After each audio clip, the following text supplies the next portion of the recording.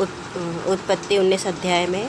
वहाँ पे ऐसा लिखा हुआ है, सांझ को वे दो दूत सदोमा के पास आए और लूत सदोमा के फाटक के पास बैठा था।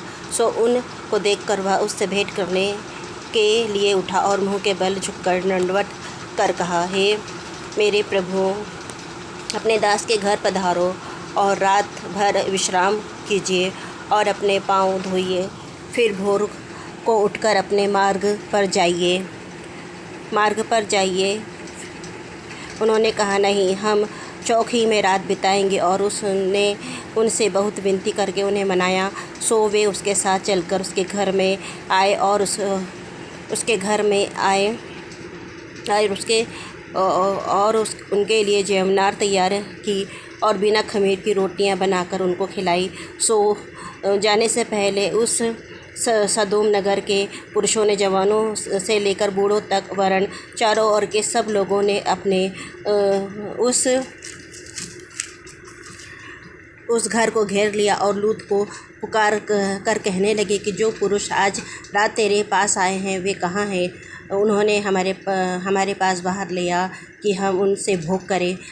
तब लूत उनके पास द्वार से बाहर गया और किवाड़ को अपने पीछे बंद करके कहा, हे मेरे भाइयों, ऐसी बुराई ना करो। सुनो, मेरी 2 बेटियां हैं जिन्होंने अब तक पुरुष का मुँह नहीं देखा।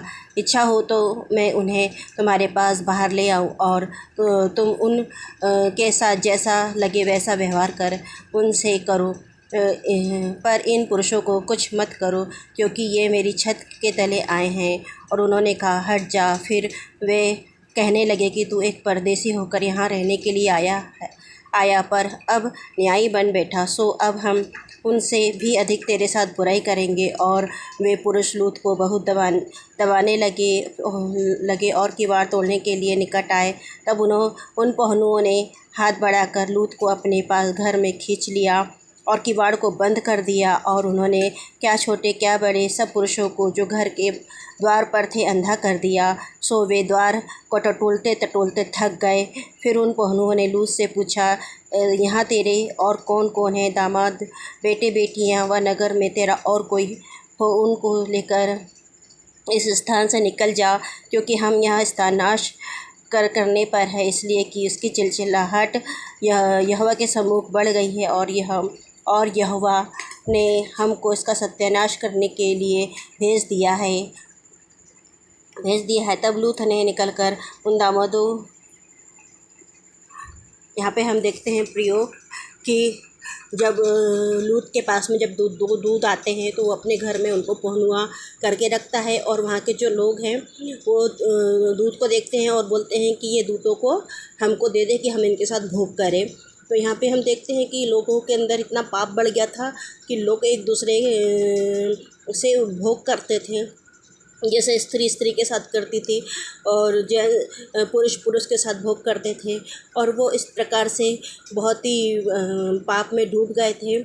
लेकिन वहाँ पे परमेश्वर का जो कोप है सदोमा पे भड़का हुआ था और जो लूत पे परमेश्वर की नज़र थी। तो परमेश्वर के जो दूत हैं वो लूत को और उसके परिवार को कहते हैं कि तुम इस नगर से निकल जाओ, क्योंकि यहाँ पे परमेश्वर इस नगर को नाश करने पर है, क्योंकि यहाँ के लोगों के पाप बहुत बढ़ गए हैं।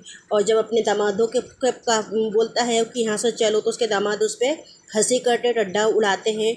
तो वो उसके दामाद लोगों के सामने वो हंसी का पात्र बनता है। लेकिन वो अपनी बेटी पत्नी के साथ में बाहर उसको दूत हाथ पकड़ के हाथ खींचकर नगर से बाहर करते हैं कि तू इस नगर से बाहर हो जा, क्योंकि परमेश्वर इस नगर को नाश करने पे है।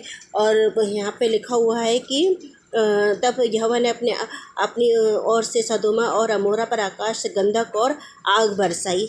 और परमेश्वर ने वहाँ पे सदोमा में गंधक और आग बरसाई। हम यहाँ पे देखते हैं कि लूत की पत्नी जब पीछे मुड़कर देखती है कि क्या हो रहा है, तब वो नमक का खंभा बन जाती है। और परमेश्वर के दूत लोग उनको कहते हैं कि तुम पीछे मुड़ के ना देखना। लेकिन उसकी जो पत्नी रहती है वो पीछे मुड़ के देख के अपने पीछे के जीवन को देखने लगती है मुड़कर, और वो वहीं पर ही एक नमक का खंभा बन जाती है। तो इस प्रकार प्रियो, परमेश्वर जो है अपने लोगों को बचाता है। और यहाँ पे हम देखते हैं कि पूरा जो सदोमा नगर था, जो तराइयों का देश था, जो तराइयों का जो नगर था, वो पूरा आग में भस्म हो जाता है, पूरा नष्ट हो जाता है। और जो लूत की पत्नी है वो भी वहाँ पे नमक का खंभा बन जाती है। इस प्रकार परमेश्वर वहाँ पे सदोमा और अमोरा में धधकती हुई आग दिखाई देती है। और ऐसा हुआ कि जब परमेश्वर ने तराई के नगरों को जिसमें लूत रहता था उलट पुलट कर नाश कर दिया, तब उसने इब्राहिम को याद करके लूत को उस घटना से बचा लिया। और यहाँ पे हम देखते हैं कि जब परमेश्वर ने लूत को बचाया तो इब्राहिम को देखकर परमेश्वर ने लूत को बचाया और उसके परिवार को बचाया। और ताकि जो इब्राहिम है वो परमेश्वर का व्यक्ति था, परमेश्वर के साथ चलने वाला व्यक्ति था, परमेश्वर के भय में चलता था वो तो। और जो लूत था वो उसका भतीजा था, तो इसलिए परमेश्वर ने उस पर कृपा दृष्टि करी और उसको बचाया। तो प्रियो, हमको भी ये देखना है कि आज के ज़माने में भी लोग कितने ही पाप में गिर गए हैं, कितना उनको नहीं मालूम है कि अच्छा है क्या है, बुरा क्या है। और सब प्रकार के जो पाप हैं वो हम इस संसार में देखने को मिलते हैं। और परमेश्वर का कोप आज्ञा न मानने वालों पर भड़कता है। वचन में लिखा है, जो आज्ञा न मानने वालों पर परमेश्वर का क्रोध भड़कता है। तो प्रियो, हमें परमेश्वर की आज्ञा को मानना चाहिए और हमें परमेश्वर के को जो प्रसन्न योग्य जीवन है उसको करना चाहिए। और परमेश्वर चाहते हैं कि हम पवित्रता के साथ अपने जीवन को व्यतीत करें, परमेश्वर के सम्मुख आए और परमेश्वर से के चरणों में हम निरंतर बने रहें। तो परमेश्वर निश्चय हमारे जीवन में अपने आप को प्रकट करेगा और हमें आशीष देगा। आमीन।